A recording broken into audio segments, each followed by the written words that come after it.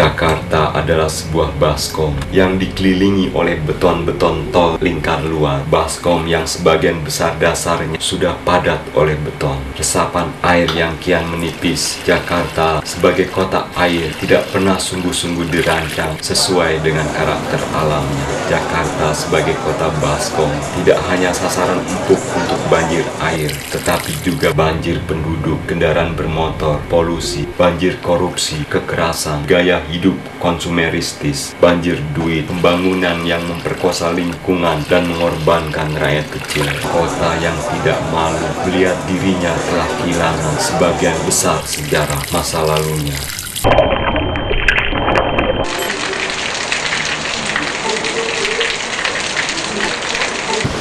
Sebagian orang mungkin masih ingat dengan kepercayaan setiap hujan turun, malaikat-malaikat pun ikut turun. Alam jadi ramai.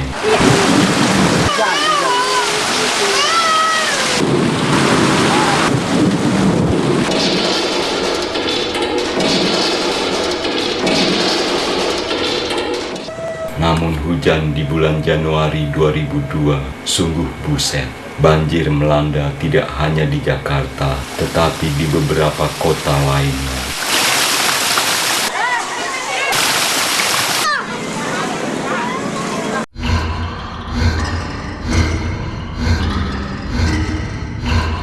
Karena ini kampungnya udah ketimpa sama pabrik, jadinya airnya nggak bisa lewat. Semenjak ini belum dibongkar, ini kan dulunya tembok, batako diganti ini jadinya banjir. Itu mesti ke kampus Sukrida. Pemda tidak pernah memberikan informasi mengenai perkiraan akan terjadinya banjir bandang dalam siklus 5 tahun sekali kepada warga kota. Bekas-bekasnya, bekas kutuan. Kalau banjir pokoknya udah mulai digini-ginian nih. Tahu-tahu mah kaki udah gerowak aja. Rasanya panas.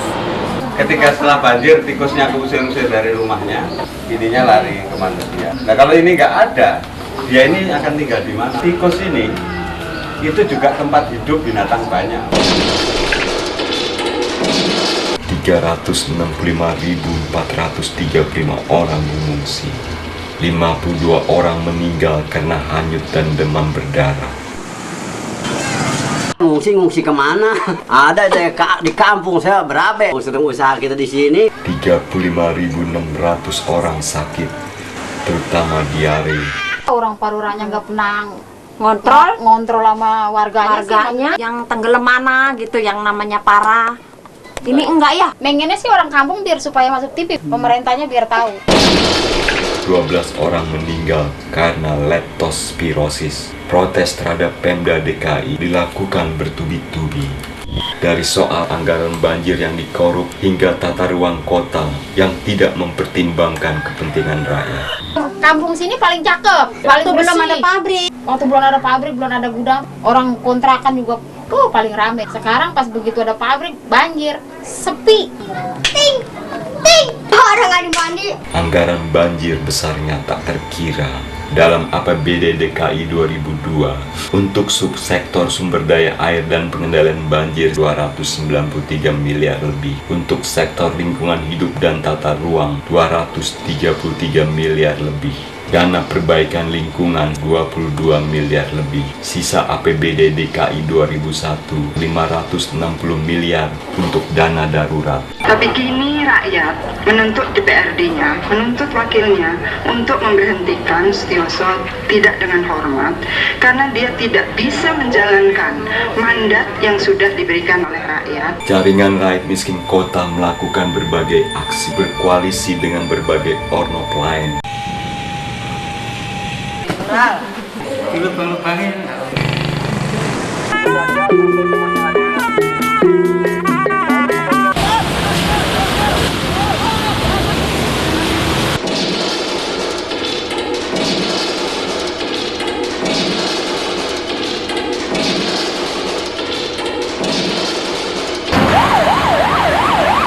Kami menggugat gubernur untuk memberikan ganti rugi. Setioso mesti mundur dan pemilihan gubernur langsung oleh rakyat.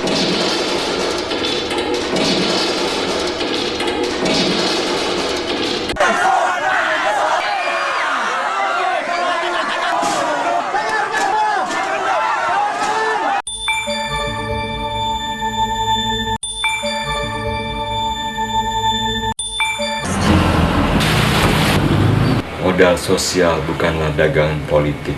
Nilai-nilai kebersamaan mesti dikembalikan kepada bagaimana rakyat mempertahankan dirinya tanpa komando politik. Salah satu modal sosial itu adalah tradisi bersih desa.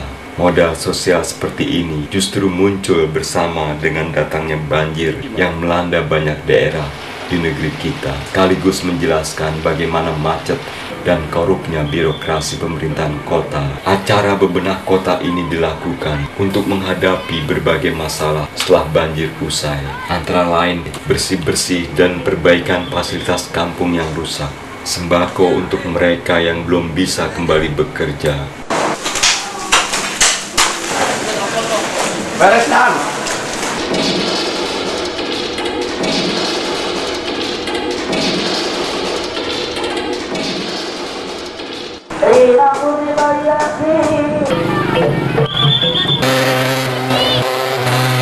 Aksi penyemprotan dan kelambu untuk mengatasi demam berdarah yang sudah memakan korban.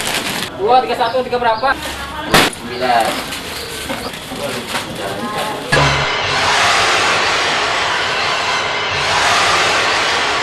Pengobatan alternatif dan modern untuk warga yang sakit.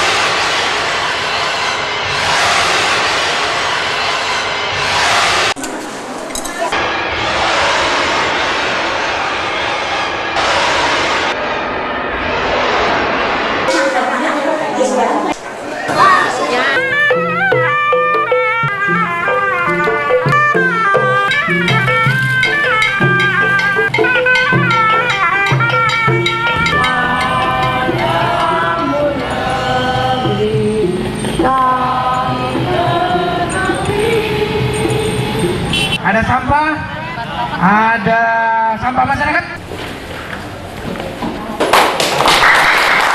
Meminta Bappenas yang ikut mengelola dana 20 triliun untuk penanganan banjir agar melibatkan rakyat dalam penggunaan dan pengontrolannya. Dalam keadaan banjir yang 1 meter kami gelap gulita dan tidak ada bantuan apa-apa. Gubernur DKI mengatakan warga di bantaran sungai transmigrasi saja. Imprase mengatakan lain lagi, Bappenas lain lagi. Nah, apakah ada koordinasi yang dilakukan sehingga memang bisa tidak jalan sendiri-sendiri?